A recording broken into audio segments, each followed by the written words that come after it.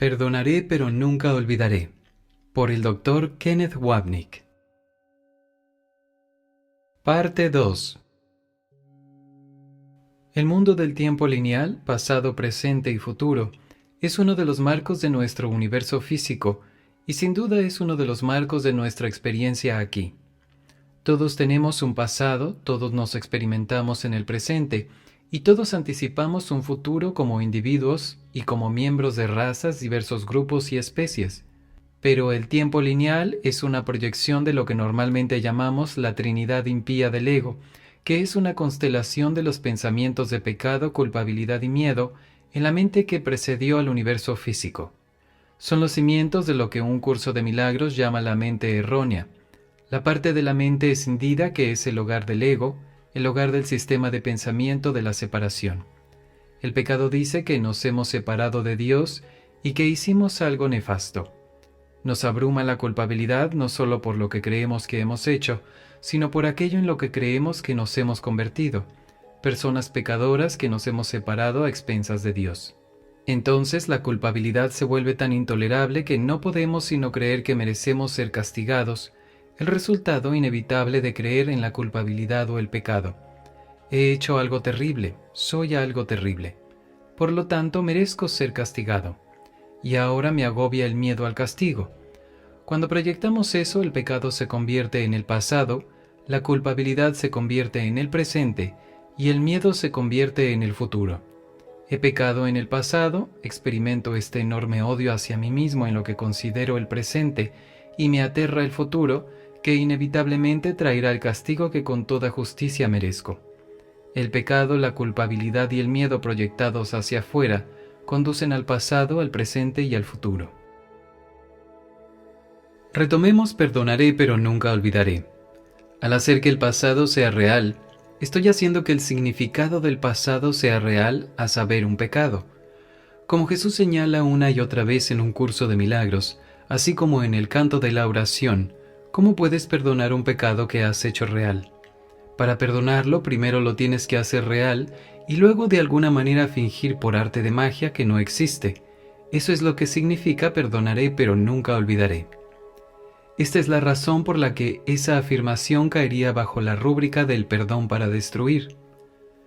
Tal vez sea una manera no muy sutil en que los egos de todos nosotros se aferran al sistema de pensamiento que dio lugar a nuestra propia existencia, un sistema de pensamiento de pecado, culpabilidad y miedo, que es protegido por la proyección. Veo el pecado, el mal y la perversidad en ti, no en mí mismo. El ego nos dice que así es como estaremos fuera de peligro, así es como conseguiremos la inocencia. En verdad, por supuesto, es justamente lo contrario y no hay salida, a menos que estemos dispuestos a dar un paso atrás y a mirar las acusaciones que levantamos contra otros. No importa cuán justificadas parezcan, no importa cuántos miles, millones o miles de millones de personas estén de acuerdo con nosotros, mientras no retrocedamos y veamos más allá de la proyección y el deseo de justificarla, y no nos demos cuenta de que es una proyección de lo que llevamos dentro, no habrá esperanza de que se efectúe ningún cambio significativo en nosotros mismos, y ciertamente tampoco en el mundo. Aun cuando la mayoría de los estudiantes del curso pueden en principio aceptar, entender y estar de acuerdo con todo esto, es difícil no estarlo cuando se presenta de esta manera. Les resulta casi imposible llevarlo a cabo debido a un gran temor. Decimos que aparenta ser una terca negativa, pero detrás de esta se encuentra el miedo de mirar nuestro propio pecado. En el miedo a mirar dentro, en el texto, Jesús dice que el ego nos dice que no miremos dentro, pues si lo haces tus ojos se posarán sobre el pecado y Dios te cegará. No mires dentro de tu mente porque si lo haces verás tu pecado, experimentarás tu culpabilidad y tu temor a las represalias de Dios estará justificado porque Dios te cegará, que es una manera más amable de decir que Dios te aniquilará, te destruirá y te arrojará al olvido. Así que no miramos al interior. Al principio solo hay un interior. Solo hay una mente. De hecho, siempre solo hay una mente, pero el ego nos convence de que la psicosis es el camino a seguir, así que aparentemente proyectamos lo que está dentro. Digo aparentemente porque en realidad la culpabilidad no abandona la mente. Aparentemente la proyectamos y eso da lugar a un mundo.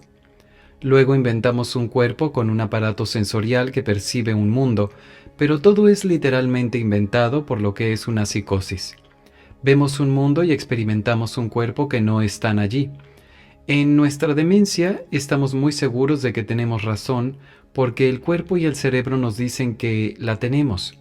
Los cerebros más inteligentes del mundo nos dicen cómo llegamos hasta aquí, en qué consiste el mundo, cómo surgió y cómo es que algún día dejará de existir.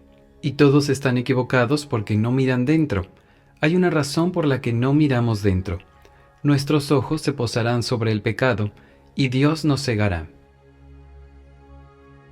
La proyección siempre llega al rescate, y luego atacamos fuera lo que creemos secretamente que está dentro. Eso es lo que se entiende por la línea en el libro de ejercicios que dice: el pensamiento que no perdona protege la proyección. Los pensamientos que no perdonan, nuestros juicios, nuestros enojos, nuestra irritación y nuestros resentimientos, protegen el hecho de que hemos proyectado sobre otras personas los rencores que abrigamos contra nosotros mismos, nuestro propio sentido de pecado y nuestra propia culpa, pero no sabemos que lo hemos hecho. Ese es el problema, y no me canso de enfatizarlo. Es nuestro desconocimiento de lo que el curso llama al final del texto, nuestros pecados secretos y odios ocultos. Secretos y ocultos. Están fuera de nuestra conciencia, y mientras no tengamos conciencia de ellos, no hay manera de que puedan ser corregidos y deshechos. Si no se corrigen y se deshacen, se encontrarán en el inconsciente e inevitablemente acabarán proyectándose, razón por la cual, una vez más, no hay esperanza legítima de que se produzca ningún cambio significativo en el mundo. La esperanza reside en cambiar de mentalidad, no en cambiar el mundo. Una vez entendido el concepto del perdón para destruir y por qué no funciona perdonaré pero nunca olvidaré, es preciso tomar conciencia de por qué no vives y practicas el perdón. La clave es centrarse en eso. Volvemos a nuestra vieja amiga la resistencia. En resumidas cuentas, oponemos resistencia a la verdad y nos aterra porque la verdad nos hará libres. No queremos ser libres porque el ego nos dice que ser libres implica que dejaremos de existir, pues la única libertad verdadera es estar de vuelta en el cielo que nunca abandonamos. Esto es a lo que el curso llama, hacia el final del texto, la libertad de la voluntad. Somos las extensiones de la voluntad de Dios, la cual es para siempre libre porque no hay conflicto ni nada que la tenga entre cadenas o aprisionada. Para el ego, la libertad significa estar libre de la unidad de Dios. Por eso en nuestro mundo todos le dan tanta importancia a ser libres. La gente habla de la libertad externa, que no es necesariamente algo malo, pero si quieres ser realmente libre, es poner énfasis en el lugar equivocado. Ser realmente libre significa que te da igual lo que la gente le haga a tu cuerpo, porque eres libre dentro de tu mente. Es posible que no seas libre de cambiar las circunstancias o las situaciones externas, pero llegarás a entender que las situaciones externas no son responsables de tu felicidad o de tu infelicidad, de tu aprisionamiento o de tu libertad. Nuestra decisión a favor del ego es la que nos aprisiona y nuestra decisión a favor del Espíritu Santo es la que nos libera. Todo lo demás da igual y no tiene importancia. Por lo tanto, cuando luchas por tu libertad externa, como han hecho los grupos a lo largo de la historia, la gran tentación es hacerlo con el ego, y sabes que lo estás haciendo con el ego si crees en la separación, en el ataque justificado, en las revueltas justificadas, o si crees que tu felicidad se puede comprar a expensas de otra persona. Los malos tienen que morir para que nosotros podamos vivir. Esta es la razón por la que ninguna revolución funciona realmente. Se basa en el principio de uno o el otro. Tú me oprimías, ahora voy a derrocarte y yo te oprimiré a ti. Entonces accedo al poder y como sigo formando parte del mismo sistema de pensamiento que creo haber derrocado, hago lo mismo. Nunca cambia nada porque seguimos reciclando lo mismo una y otra vez, ya que ese es quien creemos que somos. Hay una razón por la que reciclamos lo mismo una y otra vez. En este mundo no creemos que somos criaturas del amor, creemos que somos criaturas de la culpabilidad. Las criaturas del amor no vienen a este mundo, se quedan en casa con el amor. Las personas que vienen a este mundo son las que sienten que han abandonado y rechazado el amor, que han salido huyendo de un Dios inventado que creen que viene detrás de ellos.